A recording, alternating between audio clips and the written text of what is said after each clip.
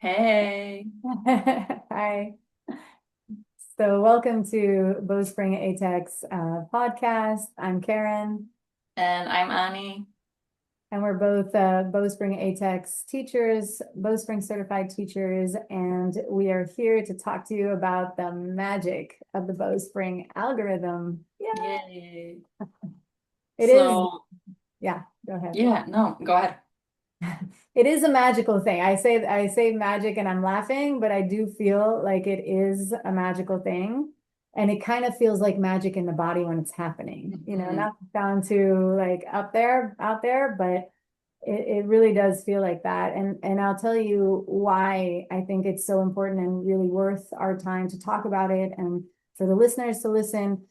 When we're born into this world, we're not handed a user manual of like how to use your body in the best way, how to stand in the best way, how to, drive or sit Mhm. or walk, or how do you even walk in your shoes? What do you do with your toes when you're walking in your shoes? Like nobody tells you that. You just have shoes, put them on your feet, and you go. If you were lucky throughout your life and you had some athletic training, then maybe your coach or your, person that was helping you out is giving you some insights on your body, but typically like pertaining for the sport that you're doing, like how to run better or how to, and it's not like a general, like how to live better in your body, like how to be in your body in a better way, how to, and I do think that Bowspring offers us that, and not just in the body, but also it's a whole body practice. We say whole body wellness in Bowspring ATEX, but it's mind, body, spirit, emotional. Yeah. And so when you're on your mat, when you're doing a bowspring practice, it is a spiritual thing.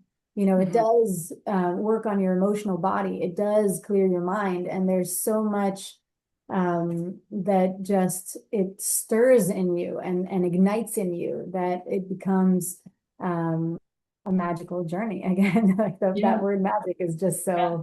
so. Yeah, no, and like it's what you said, like you get born, but not with a user's manual how to use your body, but then you grow up in a society that put your body in certain positions, and the body adapts, and most likely not in a very like holistic way, like when you sit in your car or you sit in your on your couch or in front of your desk or with your phone. So the Bowspring algorithm, really what it does is to peel those layers off and bring you back to the natural form that we were born with and how we are like ultimate supposed to use our body. And maybe if we still lived like in the woods and more natural environments, like we would maybe move more that way. But like if I look to my kids, like not ever do they tuck their tails, or my 1-year-old daughter, she always moves with her hips back and like crawling to standing and all of that. And the ribs are always full. So it's just like peeling the layers off and like going back to to what we actually know, like deep inside. John coined the term divine design. It's like Mhm. that we have a divine design. That's why I also reference the spiritual, because it is something that is more than the physical, and it gives us the Bowspring algorithm gives us this map, like a recipe that you follow to make something. It's so exact.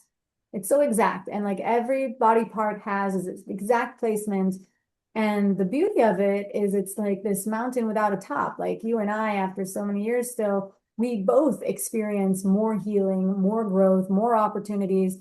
And it's very right what you were saying about the world, because typically, like when we're growing up, what do? We look to our parents, we look to our peers, we look to whatever's out there, and we copy, we mimic. And Yeah. then just kind of like this perpetual habituated way of living that we see, which is like this, in the car when you're driving, you're sitting like that with your, for those who can't see, like my back is hunched and I'm like tucking my tail, and it's just like that. Who wants to drive like that? That's like so Yeah. painful, but that's how the car seat is, and the Yeah. couch is. And that's how the majority of us move, Yeah. unfortunately. Yeah. And you And mentioned the phones, like looking down all the time, or the way our desks are positioned. We yeah. both have our cameras without even coordinating or anything. We have it high up so that we can Yeah. be eyes on the horizon, and that we're not looking down, or in an awkward placement of the head, because it's painful, Yeah. you know. Yeah. And you said that like it's so exact with the details in the Bowspring algorithm and each body part. So it's 10 key areas in the Bowspring algorithm that you work, but we will go through this later in a different episode. Um, but so it's very exact and specific, but it's not rigid. Like it puts the body parts into place where you can find openness and expansion, and that's what's so beautiful about it. Openness and expansion, and yet like tone and tensegrity, and like you create strength, but through the expansion. Yeah, and you use that word tensegrity. We say it a lot in Yeah, bowstring. So, but those who don't know, tensegrity is like this zero gravity effect. That's why I think like at least for me, and that's what I say all the time, it's like you don't have to like convince someone to leave you in this about what you're trying to say. Like you're not selling something to somebody. When that person is able to feel tensegrity in their body, when they feel their body is weightless after how many years that they've been living on this planet and doing whatever they've been doing and just getting into this divine design, using the alignment, using the Bowspring algorithm, and then they're able to feel light. I yeah, mean, I think that is that seals the deal. Like that's it. Who knew that you can feel light in your body, that you don't have to be so heavy and weighted all the time with so much pain and stress going on in different areas of the body, that there is a point where the whole body lights up and it weighs nothing. yeah, yeah. That's the experience. Like you become so light, and it becomes like the more practice, the less effort, the less effort you need to use, and it feels like ultimately and eventually it feels like effortless, and you just like kind of flow through it because you learn, you reprogram the body to use it in a very functional manner. Um, and the tensegrity is spread out through the body, and you don't only work like your arm or your core. It's the whole body system that you work at once. Exactly. Yeah. Exactly.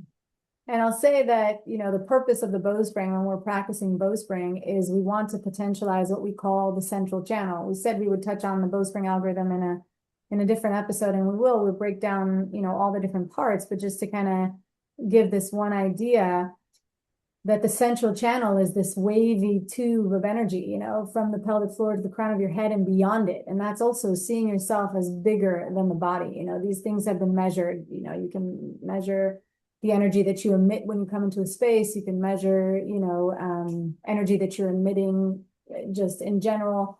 So we know that we're bigger than the body that we inhabit.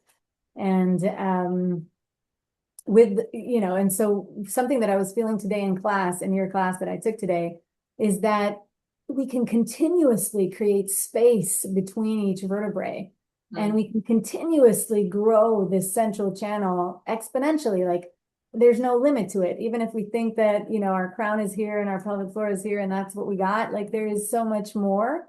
And you Yeah. can experience that expansion. That's what I call like the magic, is like when everything lights up and you're on and you're just getting bigger and longer, and the sensation is, I don't know, heavenly. I don't know what to describe it. It's like it's Yeah, so we're beautiful. sold. We're sold. Yeah, but there's no end to it. There's no end to how much you can expand and how much you can grow within this practice, and that's what's so beautiful. Like Exactly. in other, I don't know, physical regimes, like you can measure it and you can like, okay, that's that, and now I'm there. And like with bowspring, it's just like an upward spiral, and you're just like you catch things on the way, and then it just becomes greater and yeah, lighter and softer and stronger at once. Like it's beautiful. Yeah, yeah, that's true. And so just to kind of close out the episode on another thing that is super important for bow springers and for anyone listening is, so we have our 10 key area algorithm that we will make mention, but maybe I'll just touch on it really quickly. So we have the 0 as the central channel, the 1 is the radiant heart, then we have the 2 as the wings pushing out from the expanded rib cage. Then we have our roots, our legs, the whole lower part of the body. We have our spools, and then we have our crown coil, the head. And with all of that, with this idea of how to use each body part, we have our three pillars, which is our mindfulness, accountability, and compassion. Yeah. And I really feel like, those elements play exactly to what we were describing, because in order to find tensegrity in your practice, to create, really, you're creating tensegrity in your practice, you have to be so Hmm. mindful about where every body part is, and how you're moving about space. I mean, a lot of people don't even know where their head is when they're twisting or turning or what. I mean, for years, it's hard to position your head in a place where it feels weightless. Um, and so that's the mindfulness. And then the accountability is really being able to hold yourself accountable for if your head is not, it's not like a new, oh my gosh, what you're doing, what are you doing? I have to, all of that wasn't worth it. No, never. It's like it's not that kind of practice. It's really just, oh, I see my head now was turned a little bit faster than my rib cage in that spiral. Let's realign, that kind of accountability. But you have to hold yourself accountable. You have to really see. We talk about seeing the truth in our crown coil week, and that's that idea of being able to see yourself clearly.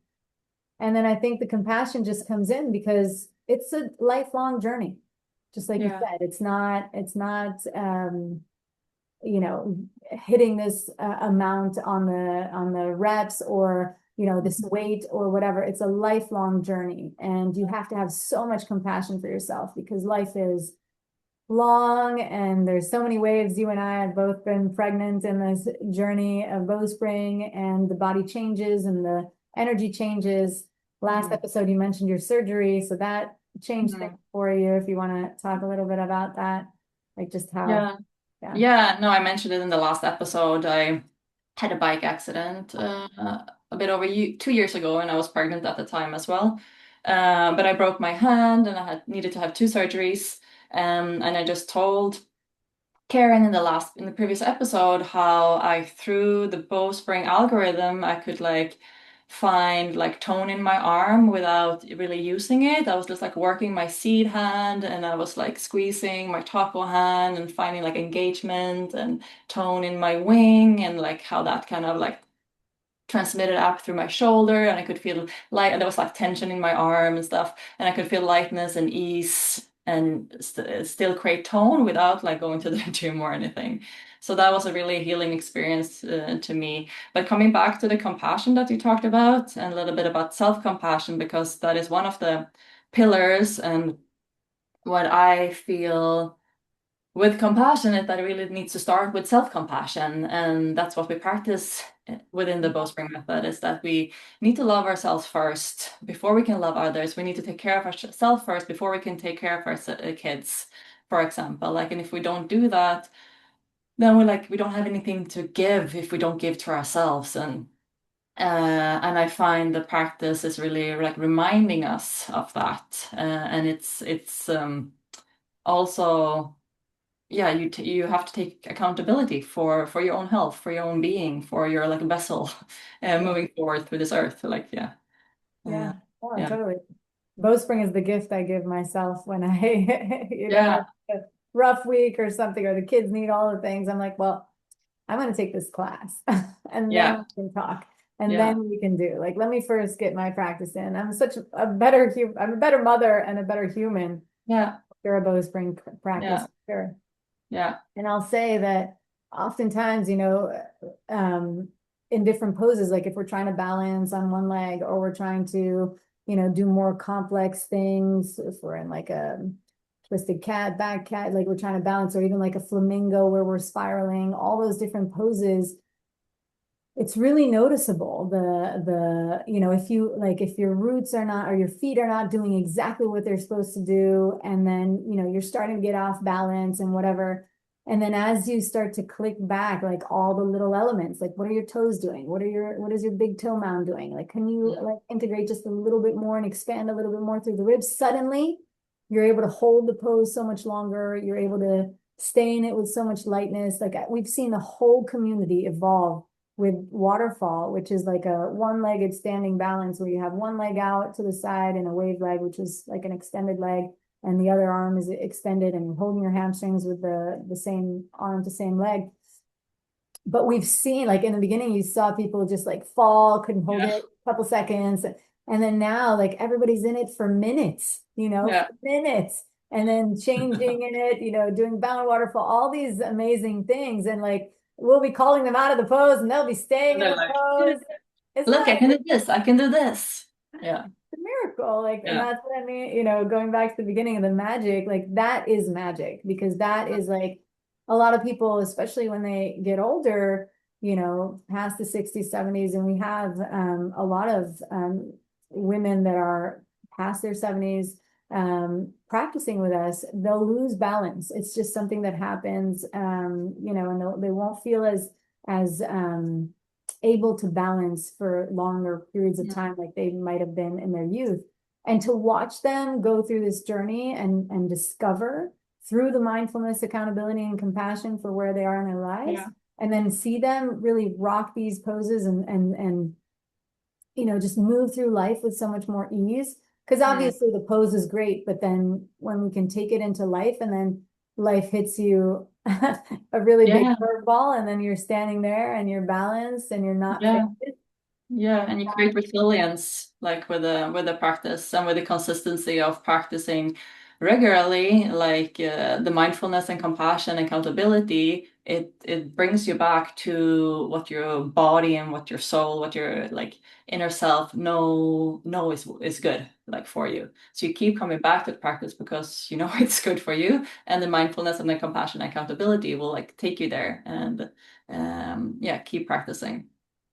Exactly. All right. Do you want to end with like something to offer our listeners to do on their everyday? Uh, Maybe fill up their ribs with like Yeah, a deep full inhale and like expand their ribs I agree. and say something kind to themselves, like a little self-talk, with self-compassion. That would be my, yeah, takeaway. Also for myself, like, For yeah. sure. I think that's one You? of the biggest gifts is to be able to learn to expand your ribs side to side, like we learn when we're pregnant, expand them laterally, expand in the back body, and Yeah. then lift up in the front and open. And you mentioned that, a lot of people feel that open feeling in bowspring. And so that is something that bowspring does leave us with is that sense of opening. And so the thing that I'll leave, because we talked about it a little bit on the show, is like, where are your eyes most of the day? Like, are they on the horizon or are you looking down most of the time? This week we're focusing on central chan or crown coil with exactly where you're placing your head. And a lot of people are in text neck, like looking down like this all the time. Mhm. And so you lose the curve of the cervical spine. So positioning the eyes on the horizon, lifting up the computer, lifting up the phone, when you're talking instead of being here down below, like lift up to your eyes. I think that's life transforming for a lot of people, Yeah. Yeah. It will help you feel better for sure. for sure. Mm. All right. Thank you, Annie. See Yeah. Thank you, you. Karen.